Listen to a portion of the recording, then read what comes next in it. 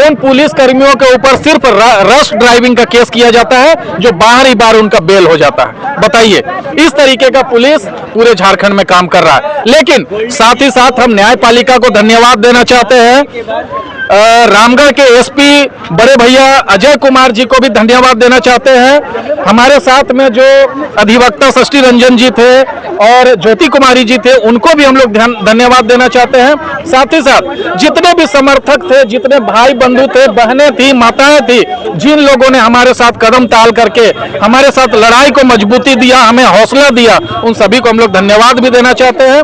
ठीक है, कुछ पुलिसकर्मी भ्रष्ट भी हैं, लेकिन कुछ पुलिस कर्मियों ने हमारे मामले को जब जाना तो हमारे साथ खड़े हुए।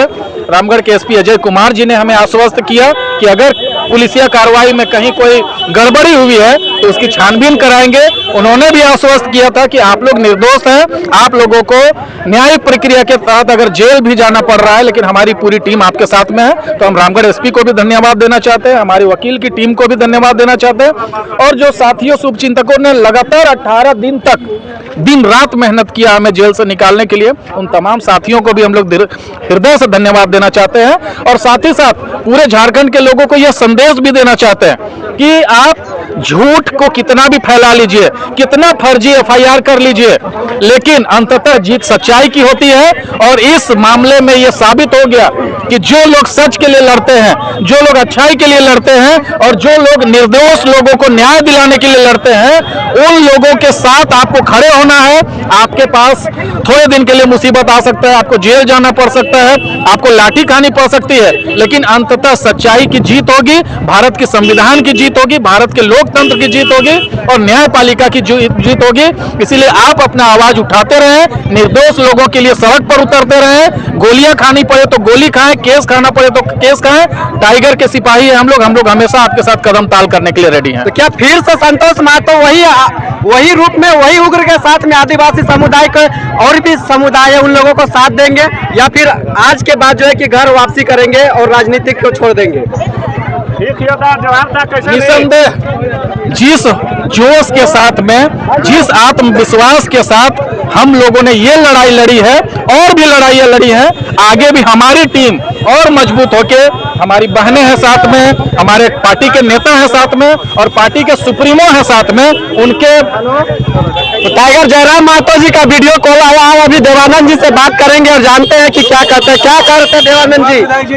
ऐसा फील कर रहे हैं आप आदिवासी के लिए लड़ाई लड़े और फिर आपको आदिवासी के द्वारा उल्टा फंसाया गया, तो क्या देवानंद महतो फिर से लड़ाई लड़ेंगे या फिर घर वापसी करेंगे?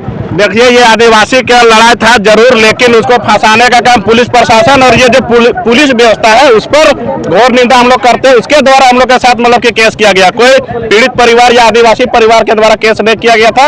यहाँ के जो प्रशासन है, यहाँ के जो अधिकारी है, उनके निर्देश पर यह केस हुआ गया था और हम लोग को फंसाने का साजिश किया गया था। फिर से देवानंद कुमार महतो फिर से आएंगे मैदान में?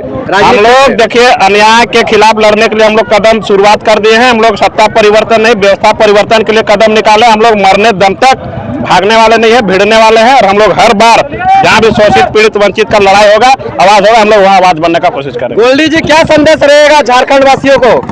जीत में भी आप नहीं रहे, सरूल में भी नहीं रहे, रामनवमी में भी नहीं रहे, आप जेल के सलाखों में रहे, फर्जी मुकदमा में। नहीं, ईद बकरीद तो हम मनाते रहेंगे। जब तक गरीब दुर्बल जो कुचले लोग हैं उनको न्याय नहीं मिलेगा तो हमारा कैसा ईद और कैसा सरूल? आज भी गरीब दुर्बल लोग देख रहे हैं आप रोड में पड़े हुए। सिर्फ विधायक संसद तो ये सिर्फ बड़े लोगों के लिए और पूंजीपति और सिंडिकेट के लिए, गरीब के लिए जेल कैंप है और जीवन भर लड़ते रहेंगे।